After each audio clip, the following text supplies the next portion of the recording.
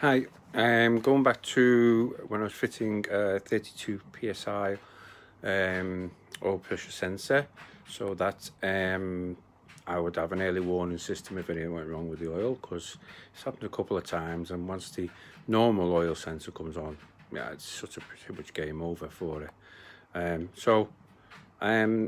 That light I showed you I was going to use, which was just above the key thing, that little LED, did not work at all. Even testing it on a voltage through the LED didn't work. So I decided to try something a bit different while I got a chance. And also I found a nice feature with the shift light as well. So I'll show you what's what and explain it as I go through. Hi, as you see, I've got the clocks here. I'm putting the shift light up the top there. Now, we found out with the wiring, I lost the original wiring, so I contacted the guy I got it from, and he was showing me on the wiring, right. The red one, which I've extended now, which was white on his loom, is alive to ignition live. Black is an earth. The blue is to a tacho feed. So, but the yellow one is quite an interesting one. It's called it's a wire for alert. Now, you can wire that up to an oil pressure sensor, like what I'm thinking of, and if that comes on, it'll flash all those lights red to say that there's something wrong. So that I'm going to add that to it. But also, what I was thinking of doing, I've got a little LED here, just to give me a second warning as well. It's a bit smaller than I thought, but I have got another type coming as well, so we'll have a look. He says it's been tested in a little O-ring to seal against damp. What I did, I stripped this apart, the clocks. See, the top comes off now, and I was checking for space between the back plate there, that bit in the middle there, to here, to see if there was enough space to fit that sensor, and there is. There's plenty of space. So what I'm looking at doing is putting this little LED somewhere on that plate. Probably either above or below the Kawasaki, probably above, because I'll be watching tacho and the shift lights. So I think I'll put that LED there, and then run the wires out through a hole on the right. See these got little white little white covers on, but on the other side of them, they look like the little things you could break off, and I could feed the wires through there. I put a grommet in as well for that light out the back. So that's what I'm planning on doing, and with that being in there, I could probably run, let's have a look, get that sitting properly. There we go. I've probably got enough space to be able to run the little tiny wires maybe through one of the holes there, or even down underneath the plate, or around the side. You know, there'll be somewhere where I could run the wires to get it to the back. As you can see, try and focus in on that bit there. Is that yeah, there it is. Yeah, as you can see, there's a couple of two holes there I could run through. I could find a little time. I could put actually a little bit of sealing fluid to them so they don't move and chafe against anything. Or I could run them down the side of either the tacho or the speedo side and around the back. And what I found I normally do, I'll probably shrink wrap them anyway, where they're going to end up touching. What I used to, because I've had a bit of things rubbing on the chassis before now, that has caused me issues. What I tend to do is I put a plastic tie on the area where it's about to rub, and that plastic tie will be the bit that we're doing the rubbing rather than anything. I've got some tiny plastic ties I could do, and I could even plastic tie it in place so there'd be no movement in there, because in theory there should be no movement in all that clock thing. The movement should be when it comes out. So that's the plan.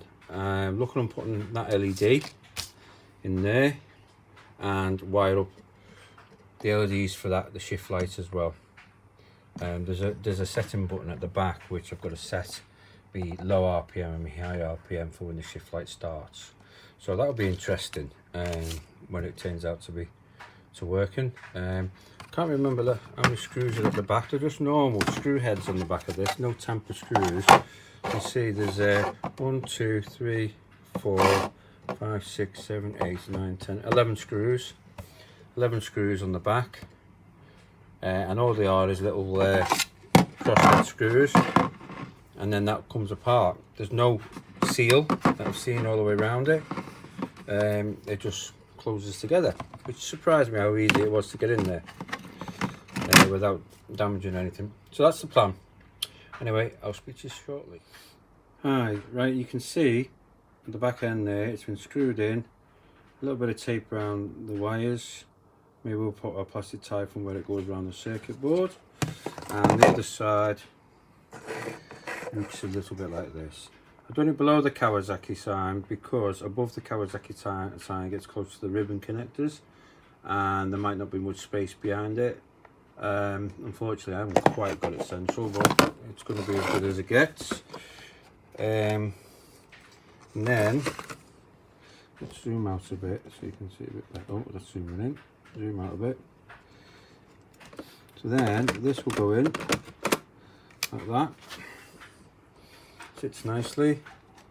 Then on the back plate, feed the wires through the hole I've done on the back plate. I've done a hole on the back plate, I'll show you. Took one of those tabs off, a 6mm hole, and what I'm going to do is I'm going to put black silicone in there so it will not move. So feed those wires through there, through the hole. There we go, and then over, and then that should sit nicely into place if I get it lined up correctly. There we go, nicely into place. What I'll do is I'll fill that with silicone with these two wires just like that, and then I'll solder some longer wires on to be able to connect it where it needs to go. One's going to be an earth, and I think the blue's going to be a live, because normally black's always earth.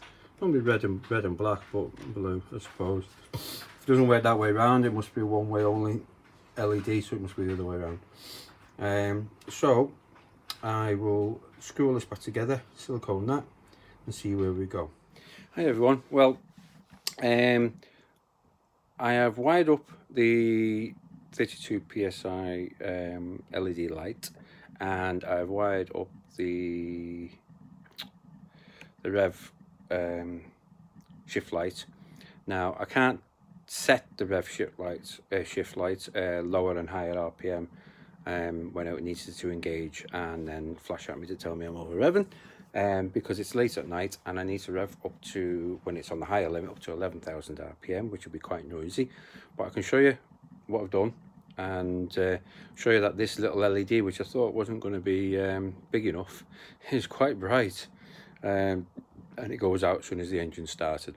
So I'll show you that now, and then tomorrow hopefully I'll be able to set the rev upper and lower rev limits. Well, here's what the dash will look like. I have pulled this off at the moment because I was doing adjustments with the switch on the back to play about to see how it will work. I will double-sided sticky that back on once I have completed what I need to do. As you can see, the LED is there for the 32 psi. That will come on when the oil pressure drops below 32 psi. I do have a high pressure oil pump system fitted to this bike with the pressure valve at the bottom, which is in the sump, is a 100 psi one, and I've got a different cog for the oil pump, and I also have a back plate for the oil pump plate, because if you don't have a billet back plate, which when you put the oil pump in, you put the plate on and then the sprockets on, it will push out with the oil pressure. Well, here we go now. I turn the ignition on, that light comes on. You can see it's quite bright, and you can see the original oil light is up there, and that is the one that runs off 32. That will run off the standard, normally around about 2 psi one. Right, as soon as I start it, go out, and obviously when I stop him, come back on again. So that is on a separate system altogether, separate sensor, not wired into the Kawasaki loom. It's solely linked to itself, so that doesn't have to go through the ECU or anything like that. So it could be a bit more responsive. As you saw, that oil pressure light come on a bit late because it had to go through the ECU. The ECU has to think about it and so on and that. Anyway, that is done, but I can't do the rest on that just yet because of the time at night it is now, and I will get onto that tomorrow and see where we go from there. Hi everyone, well it's the following day. I've been doing some work on the bike, and what I have done is I've managed to get the shift light working. It was quite noisy earlier on today because I had to rev it up to where I wanted the progressive shift light to start from, which is about 8,500 RPM, and where it ended from, which is about 11.4. Now, first time I've done it, I over revved it to 12.4, so it's registered at 12.4 and I didn't want it there, so I had to redo it. So it's all working. Quite impressed with it, quite good. A few other features. I found out that where I wired the RPM in, which was the black wire coming out of the multi-plug, which comes from the coils, which then I could set it up on just a 4-cylinder mode, not wasted spark mode. Seems to work fine. So that's job's a good one. It's just a matter of tidied up the loom now and soldered everything into place after obviously testing where things were going. My next job now is I'm going to make a bracket for me, a couple of brackets for me Laminova oil cooler, because I've had one snap, and what I'm going to do is I'm going to put a second one and make that one again and put a second one in to secure it into place. I'll show you where about. And also I've got a few nitrous bits turned up. I have, for you American people, a 4.4 pound nitrous bottle, and it's in metric. It's 2 kilo? Yeah, 2 kilo bottle. To try and fit that, whether it'll go under where the 2.5 pound bottles go without any grounding issues, I'm not sure, because I'm going to use that for top speed. Give us a bit more, rather than changing bottles all the time. I might get maybe 2 runs out of one of them on a mile, or maybe depending where to start it. Otherwise I'll be changing bottle all the time. And on a quarter mile, 2.5 pound one, I can get about 4 runs out of it with the full amount of 70 shot going in. So I would imagine half mile would be pretty much the same, and then a mile again, sort of thing. So we're talking, yeah, so a mile is a bottle about. That's if I run it from second gear, the nitrous. I might not even have to do that. I might be able to just go first, second, third, then get it in fourth, fifth and sixth, and do it from there. Get the, because the thing is with top speed, what I've noticed from quarter mile you go off like a bat out of hell from the line. And to get there as quickly as possible at the end of the line, it's more about time rather than speed. But what I've noticed is with top speed is go a bit slower off the line, get through the gears, and you have a bit more time to get to your terminal speed. So it might not be necessary to use the gas early on, because I might be losing time that I could be using to make up speed.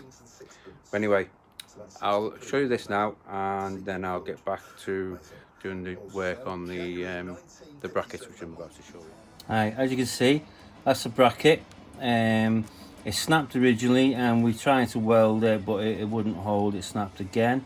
That's the bracket for the top of this oil cooler, which we bracketed it in from that back bolt there. But what I'm going to try and do is I'm going to try and put a lower one on here to a bolt over there, make a bracket across there, just so that it's straight, it's not all going from the top one. It's all the vibrations of obviously what you're doing in drag racing. So that's the plan, and then I'm going to look at potential part of the nitrous side of things then, and see if we can get them fitted and working. Hi, right, I have managed to do the brackets. You see there's the top bracket. The top one is an 8mm hole, and that's a 6mm hole, and a 12mm socket on the top, and if I remember rightly it is a T30 Torx on the other. So that's the top one. Now I did originally have just the top one, and eventually over time it vibrated and it cracked and it came away. It's not the best of material to use, but it does the job. And with the extra support I've put on, which is, as I say again, crude, that will certainly not move around, you know, pretty much rocks the bike rather than moving around. Obviously that's 6mm and there's 6mm, so there's 6mm holes. That's a 5mm bolt through there with spring washer and washer. Now I was going to find a nylock but I couldn't find one, so I need to order some of them, got none in stock.